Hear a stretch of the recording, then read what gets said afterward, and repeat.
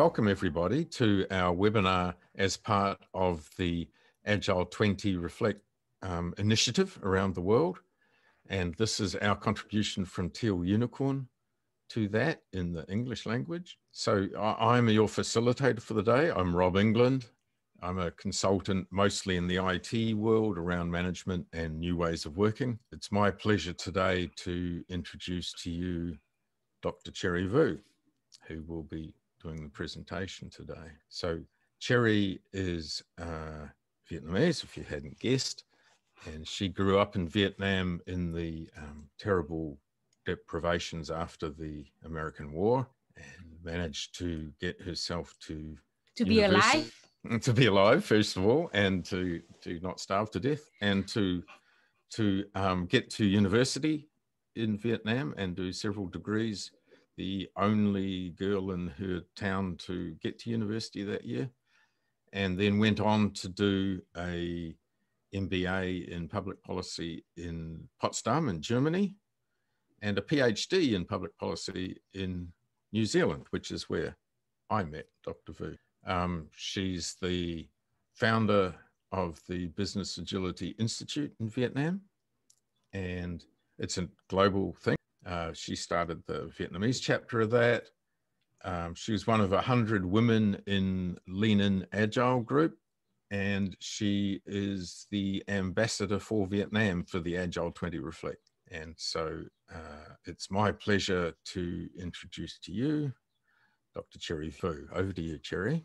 Hello, everybody. Thank you very much for joining us. When I have 1 hour to talk, I said to Rob that I love to talk about what we've done and what they've got in Vietnam. So, but I had to pick up just a few cases. So just give you some ideas. The first case I want to tell is Huỳnh Thúy Hằng. Huỳnh Thúy Hằng is the CEO of Vĩnh Đức. It's a real estate company. When we first met, they have more than 40 employees, and they have the problem with the middle management and make the culture so bad, too much competition. They pay employees individually. So before we met, they have this kind of structure. Every single team have one team lead, and they just only work among the team, exchange information, and also because they pay individual and they don't have a fixed salary or some money salary or anything like that. If you sell a house, you get a big commissions, otherwise you don't. They have a supporting team, and the leader of the team, Hằng, never work with people. She actually only work with team leads. They also have the functional team who work closely with leaders, and that's it. So you can imagine how the culture it be.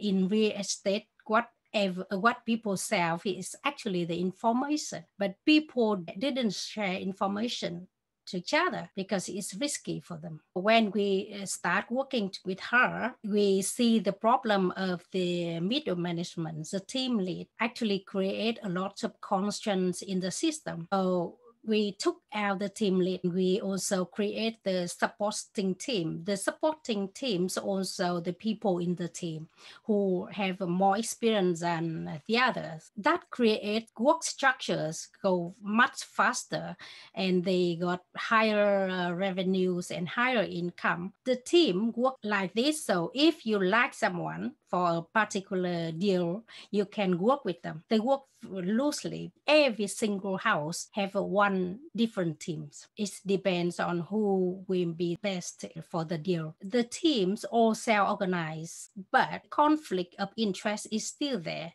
because of the individual commission policy. After that, we say, okay, why do we need a functional team? Why don't they just join the team and create the end-to-end process? And that make everything's much faster. Later on, Hằng also joined the team. The CEO is also one of the members of the team. She's no more controlling anything. But the biggest trends is, and the biggest outcomes came later on is from the change of payment. When they changed the policy from paying individual to the group, to the team is much different. No manager at all. Structure of the company is no longer having hierarchies or anything like that. It's just flat. I am the fans of inviting leadership and open management.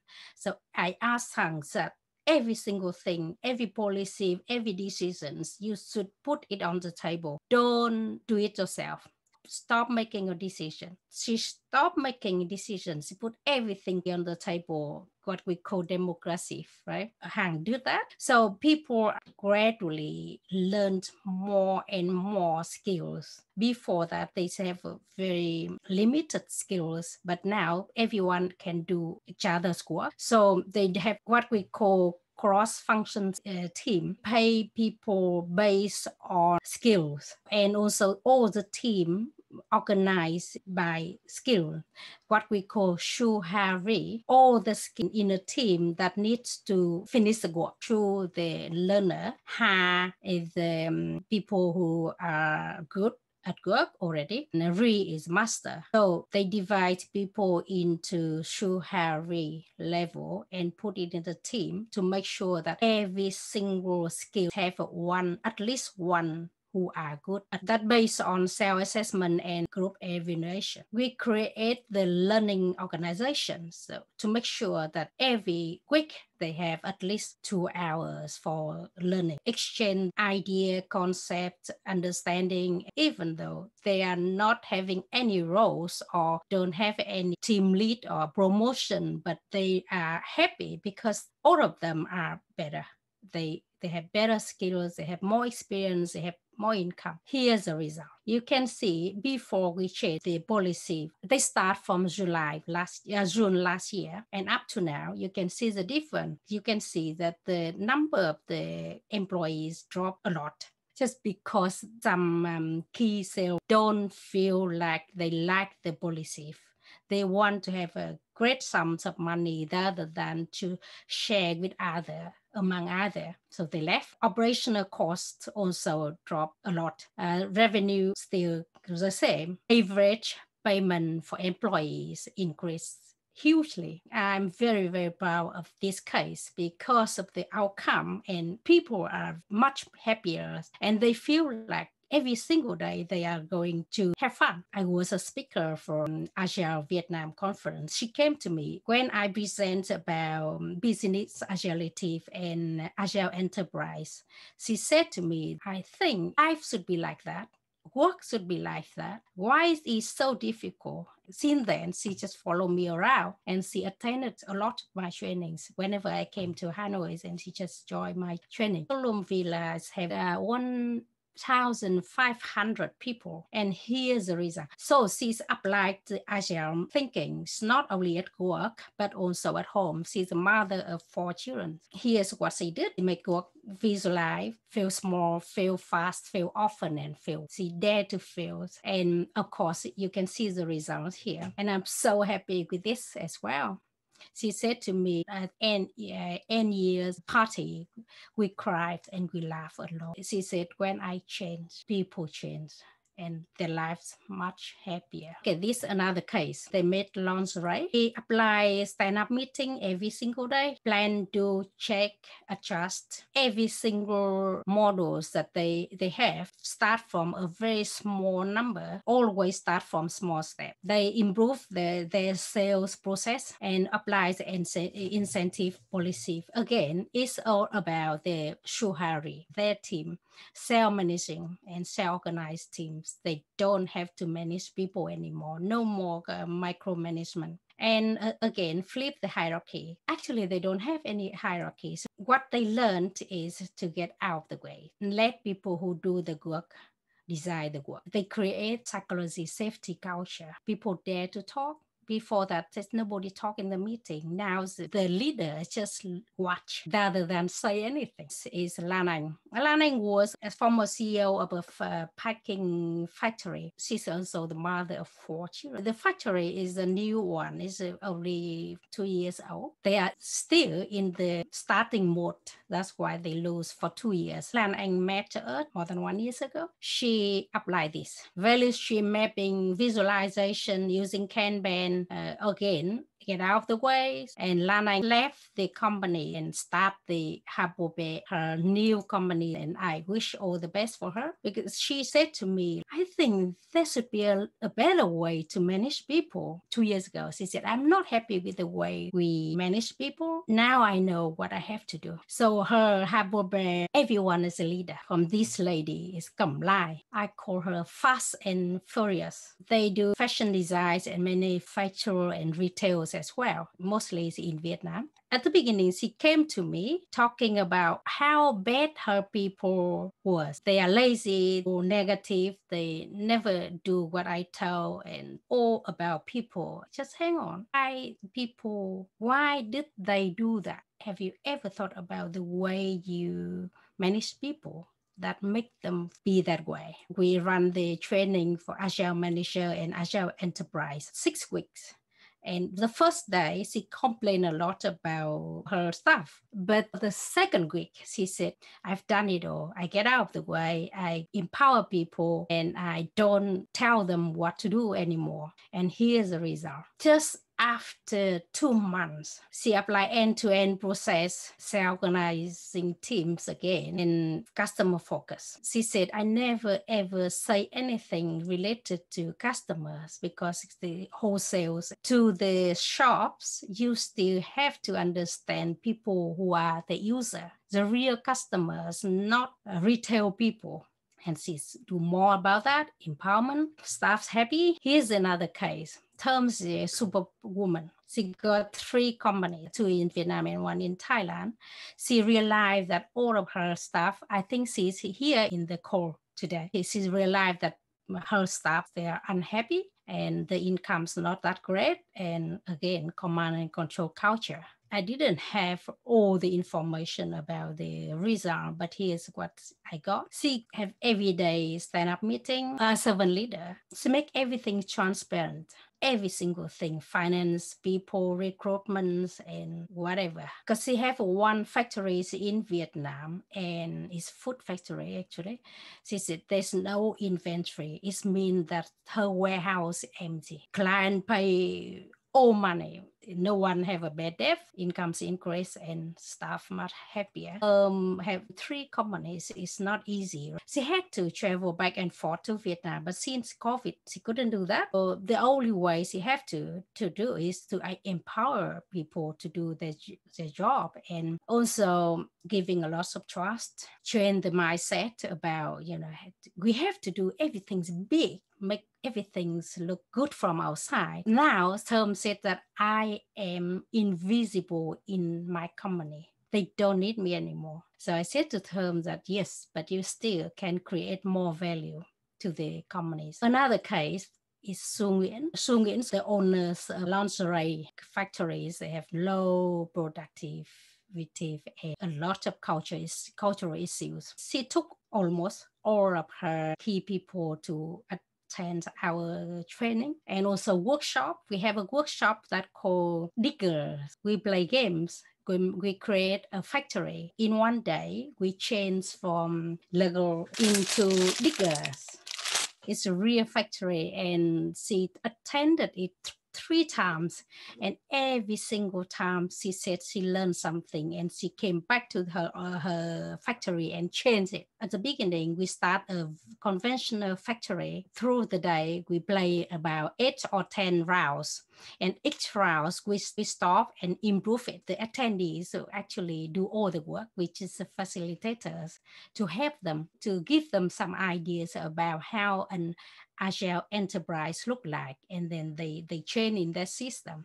So Sue took all that lessons to apply to her work. You know what? I never ever visited her place, but I help her to do this. That's her factory. I help her with layout, change the warehouse layout, put the visualize, create value stream mapping from end to end, and we change the definition of done. You know what? And the production line was okay, but they get stuck at QC. They didn't include the QC in the production line. So the definitions done is not include QC. So QCs have a lot of work, and then it create the very low system. So we change the definitions of done. Only that it work. And using Kanban, visualize everything, Shuhari again, and we apply skills, not roles. No more roles in these factories. And again, people learn other skills,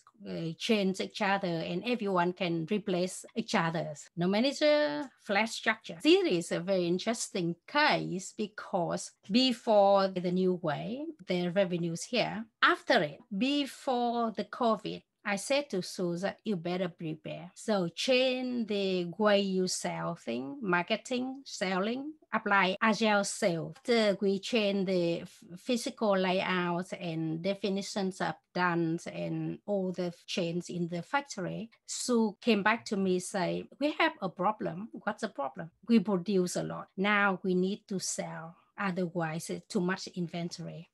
I said, okay, that's nice problem to have. Now we change the way we sell and we apply the agile sales in April last year when it's locked down in Vietnam. Look at the revenues. Every month, every single month, they sell average is about 7,000 products. But in that particular lockdown time in April, 14,000 productions were sold. This is Hoàng Tuấn Anh and his team. I met very young and talented man 2 years ago. First time I wrote a series of articles about agile management and agile enterprise in I think it's one of the biggest business group in Vietnam. He read it. Later on, he attended one of my public speakings on agile enterprise. He thinks that it's something that is like dream world, and it's only happen in somewhere the culture is much more advanced than Vietnam. So he refused and walked away. Later on,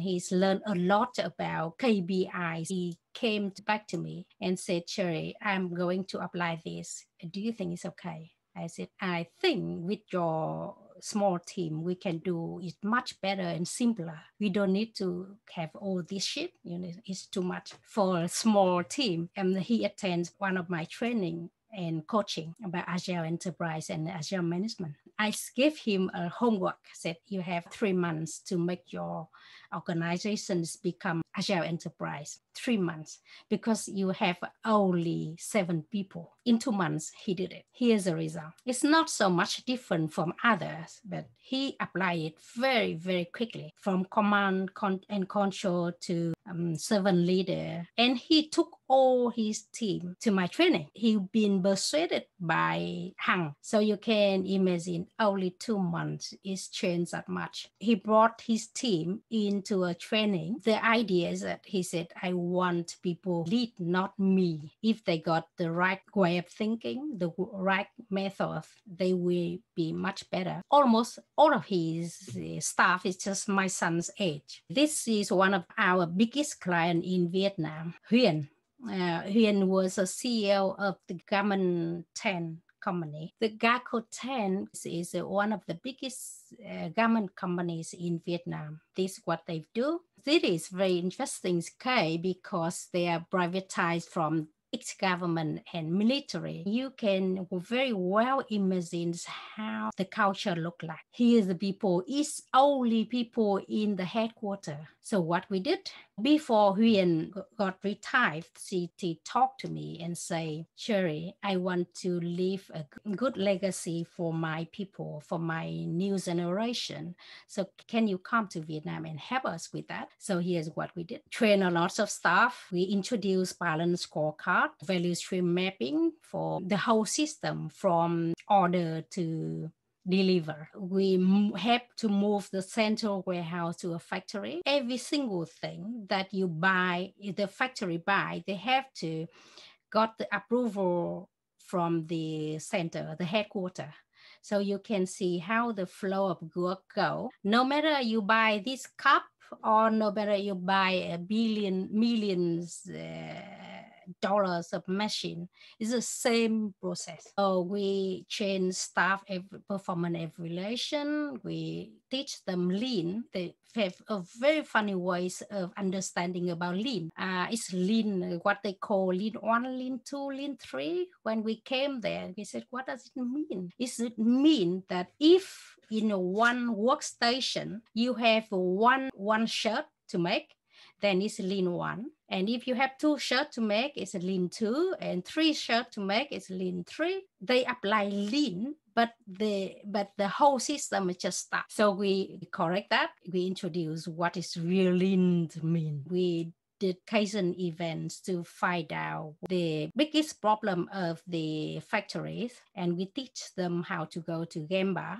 So Gemba is a Japanese concept about the place where the value work happen, teach them culture change and risk management as well. And Rob did IT review. Here is the result. We did 145 improvements.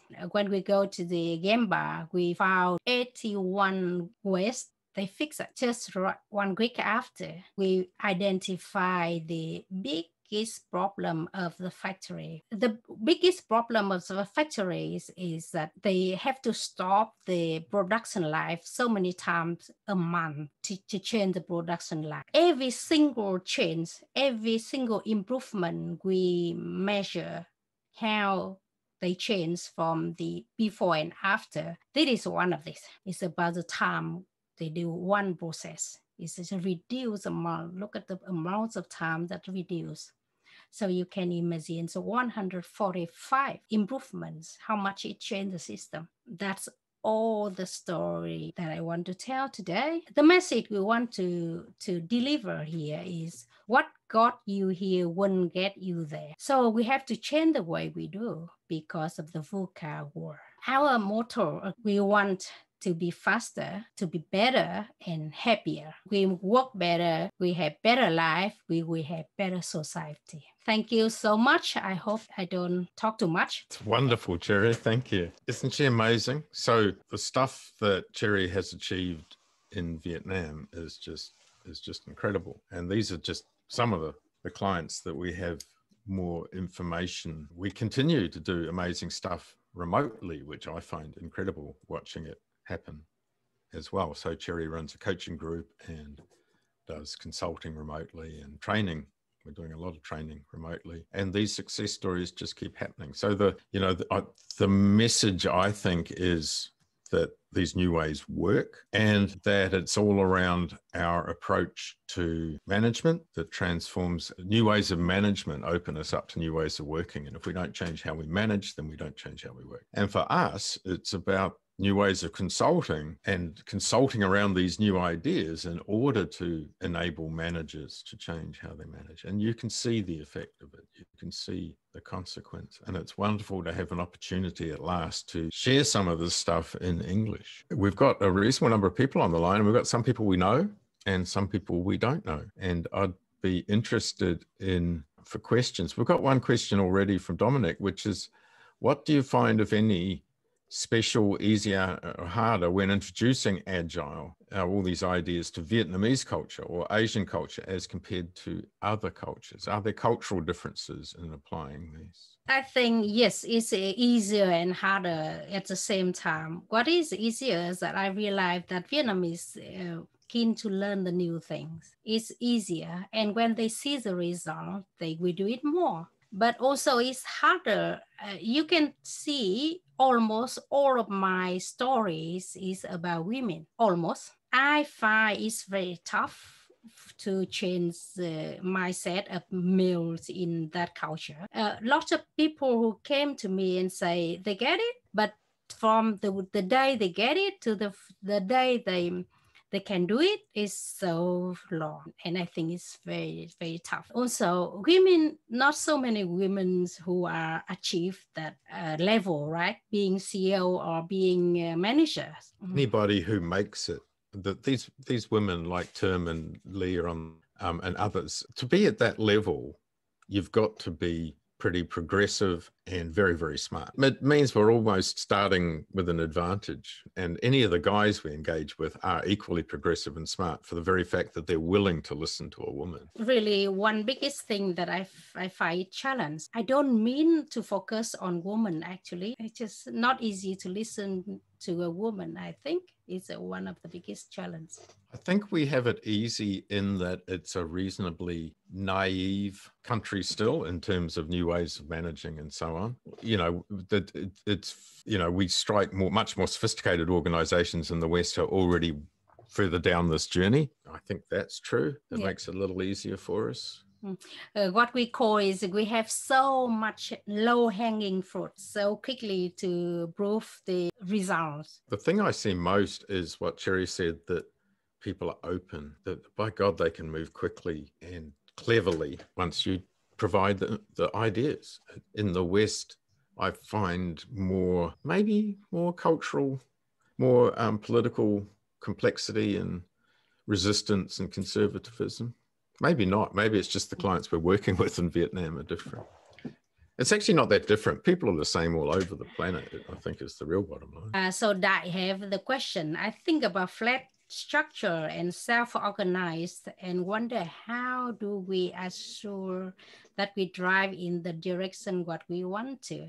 When you empower people, when people think that we are all in the same boat and they know where to go, we just like us, you know, because if you think you are the leader, you have to lead, then it's a different.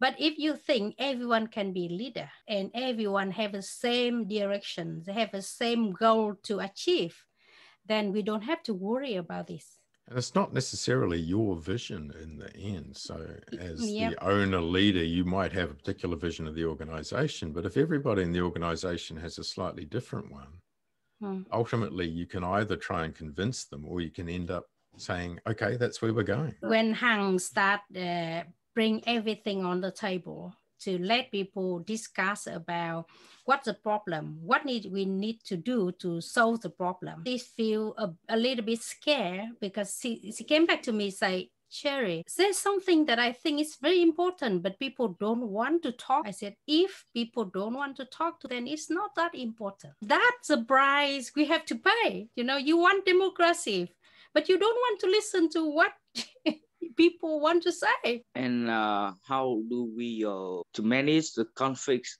interest and the conflict is how we do things in different functional. For example, in the workflow, sale, accounting, and marketing, there the interact between the function and if you let them self-organize and as you said, if so you have to manage all the conflict between people. Culture, each functional they have.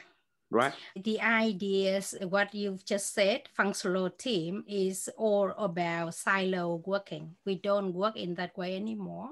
So we don't work in a silo. We work in a cross-functional team. So there's no team that call sales team or marketing team. So it's kind of break down the boundary between teams.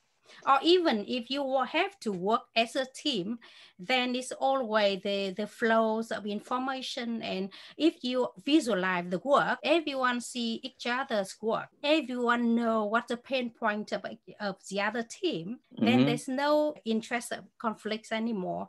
The issues like what Rob would call dead cat syndrome. You throw the dead cat to the neighbor and you say that's it. It's some kind of OKR. So we share our objective for each member of our team and follow them and help them to reach the objective. Yeah, I understand what you mean, but we put them as goals of the team rather than individual. How can you measure the individual's performance? We measure the team's achievement, the team's result rather than individual. But we can always see if you are a good manager or a good leader, you know for sure that whose work well and who doesn't. Do you remember the woman that wasn't performing in Hung's organization, and they all addressed that? Can you very quickly tell that story? When they measure the team result, then there's one lady who lazy and didn't provide any contribution, and they all address it. When they have a group meeting, every day they have daily stand-up meeting. Hung said that it's just like you X-ray everyone's performance. It's so clear that you don't even need to have any numbers, but you can see that who's work well and who don't. So first of all, now we have to change the mind of our pupil to change the minds of you. Yeah. This comes from me first. Yeah, of course. Yeah. The way people do things is just like the outcome of the system. It's a culture. It's the outcome of the system and the way we manage people. So of all the people that Hung had, there was one, or there were several that were an issue, but most people blossom. Most people really do want to do a good job and really do want to work here. System around them that prevents them from performing. And so if we change the way we think about them and we change the system they're in, we're left with a very small number of individuals that we need to actually performance manage. The roles of leader is to explore people's potential. Tonang, for example, he have a very shy, quiet guy who never communicates with anyone. He's in charge of marketing, like media marketing. And he said, sorry, I gave up. If he didn't say anything to anyone, so how can they collaborate, right? I said, give him a chance. Talk to him, try to understand why he become like that, and give him some coaching every single day. Do some coaching. After 2 weeks, Tonan came back to me and said, it's amazing. Thank you, Cherry, that he told me to give him a chance. And I did. Now we found a lot of thing that we never know that he's amazing at. Like, for example, he know how to do the website. He know how to deal with a lot of technical problems that we never ever know. If I understand well, some of the CEOs that you've been working are here today. I would be very interesting if she accepts to tell what's her feeling about this experience, and maybe more important, what happened when she speaks of this to other CEOs about this experience. What are they feeling? Thank you, Mr. Dominic, and thank you, Dr. Cherry and Rob England, for letting me share. I think that is one of my very best luck for me to meet Dr. Cherry Wu like 8 months ago, because this moment I staying in Bangkok and I have 2 companies in Vietnam and 1 company in Bangkok. And you know, the company in Vietnam actually run the production for produce the heparin using for the medical, and also the natural organising, which is normally I must to be in the factory 70% because I'm director. But what happened when in the COVID time, I must stay here in Bangkok. And also during the COVID time, I lose a lot of money. My company lose a lot of money. And that is a time when I met Dr. Cherry Wu. At that time, I was a person who cares so much for the superficial thing, like I care for the office, you know. We spend like 10,000 US dollar just for the office in Bangkok, which is the customer never visited. But our staff, they love it because they can enjoy it so much. And we have so many managers. The moment we notice that we spend so much fixed salary for the people and so much fixed cost for everything for the office, but because we just want to keep our face and we just don't want to cancel everything away. And a lot of managers, they also threaten us like, if you cancel the office, we will leave you. It means that you will lose a lot of sales staff. And that is a moment I realized that, okay, I not talk to the sales staff often. I talk to managers so often, which is I even forget that the sales staff is a person who is so important for me. And in the end, we still decide to cancel the office in Thailand, which is later on, a lot of managers leave us. And later on, I found out it's so luck for me because the one who stay with us is the one who loyal with us and the one who's go over the COVID time with us. And then we have a chance to convert from retail business to the online business, and we save our company. The same in Vietnam, our sales double. And I trust my team in Vietnam. I even not to have 1 single day in Vietnam during this year in Vietnam, but my team love me and I love my team. I feel so lucky to have my team. And this one, I learned a lot from Dr. Cherry Wu because I learned the way she helping us. She's still teaching us. She not only teaching company, she teaching about family, and I can learn so much from her. Thank you so much. And it's true, we run family training as well as work training. From somebody way back said, Cherry, all your examples are family. You should actually do some training. And it's just got a momentum of its own now that people are really interested in hearing Cherry talk about these same new ways of thinking applied in a family context. Yeah, I feel so grateful to get to know Teal Unicorn during COVID-19. That's one of the most grateful. I'm grateful that I apply what I learned from Teal Unicorn. It's just a small thing, but I see that, hey, there is a signal, there is a way that we can change the way we work. So during that time, I formed a group of volunteer team and I test out what Cherry say. And so happy. Even my volunteer, they come back, and at the time we are a group of 10 students, Vietnamese students. They are in the university school, and they found that, hey, out there is the way to work, and they're so happy. We managed to achieve to deliver 3 workshops for disadvantaged children at that time. And we work like no leader. I get them to involved from beginning to the end process. That's how I am so excited to wake up early in the morning to join to all of us. Yeah, thank you very much. Thank you, Lee. So, Cherry, the data, there's a lot about reducing staff numbers. People are going to be thinking a lot of the success comes just from shedding staff. That's not the objective. No, it's not at all. Our objective is to maintain the same number of staff and to create more value. It's not about reducing, not about kicking people out of the office. No, it's not. But the fact is that they are not happy with the new ways. Salespeople tend to take risk. They like it. They like a big sums of money rather than a stream sums of money every single month. They can take risk and they love that. So I think it's about people's mindset. It takes time. People are cheap or cheaper in Vietnam. So there do tend to be more people. There's probably is a bit more dead wood than there is in Western organizations that have already optimized in that That's area true. a lot. Hung's getting the same amount of work done with a fraction of the number of people.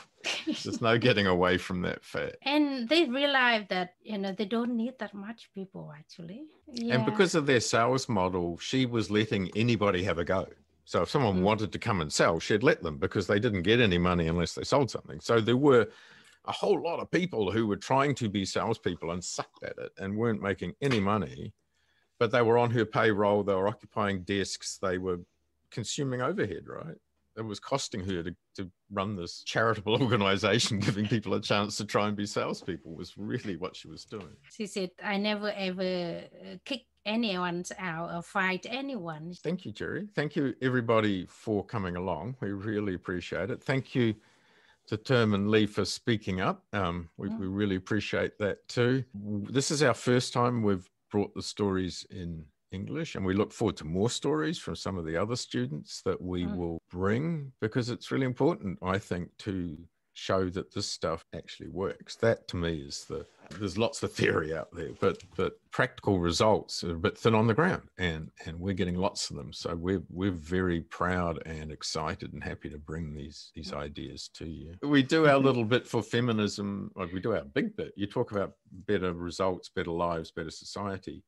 We do our bit for feminism in Vietnam. I don't speak a word of Vietnamese, so all I do is make the projector work and carry the bags. And it's really fascinating to watch the eyes bug of some of the men when we walk in and I'm just trailing along behind Cherry and she's doing everything. That it's a wonderful exemplar, which is actually influencing a lot of her students and empowering women in a way that we're very proud of. The commerce, yes. They invite us to present about agile business and agile management. And when I say I will be the speaker, They just suck. They said, no, Rob have to say something because we caught it. Rob have to say, the man, we want to listen to the man. I said, but the man can't speak Vietnamese. And they said, no, but still, Rob have to say something. I said, okay, Rob have to say something. And Rob stood up and introduced, here's the Dr. Vu. And so I did an introduction just to justify all the money they'd spent on the interpreter so that she could interpret my introduction. And then I handed over to Cherry, and the poor interpreter sat there doodling all day because I wasn't saying anything. We mess with people's heads, and it's deliberate. I mean, we are disrupting paradigms. We're trying to be an exemplar. We're trying to show things can be different. That's it. That's a wrap. Thank you all very much for joining us. And thank you, Cherry, for sharing. Thank you so much, everyone. And thank you so much, Rob. It's been fun. So find us wherever you can on the internet, people, to explore this further with us. You can find us at our website where we talk more about these ideas of new ways of managing and working. You can find us on Twitter at Dr. Cherry Vu or at Rob_England. We won't use your email that you use to register for anything. So if you want to be connected by email, join our mailing list on the website or find us on Facebook, Cherry in Vietnamese. Cherry, tell us about the Vietnamese group. Để trở thành nhà quản lý linh hoạt group. Or you can also join us on the Business Agility Vietnam on Facebook. Excellent. And we'll see you all somewhere, sometime again. Goodbye. See you again. Bye-bye.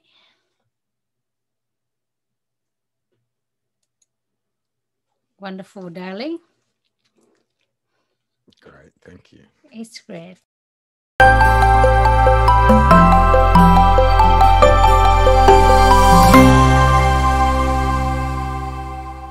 We are Teal Unicorn. We work as a consulting firm around the world. So Teal is an interesting logo. An interesting name. It comes from the idea of teal as a paragon of high culture, and that word teal has entered the language in the Agile community.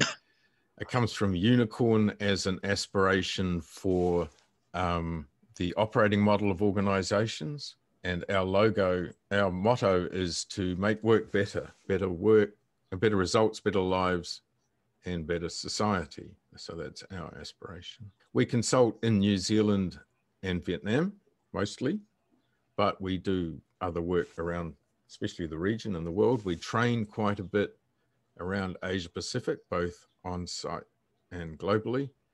And we do coaching and create content on a global basis. Our company is actually called Two Hills, but Teal Unicorn is our brand. So Dr. Vu is, as I said, has a PhD in public policy, and she has a background in business and enterprise, having created several companies of her own and consulted for 16 years to government and industry. And I, as I said, I'm an IT guy who lately I work a lot in business agility and culture and so on. You can find us on Twitter at Dr. Cherry Vu and at Rob England. And if you hadn't already guessed, we are partners in both life and work.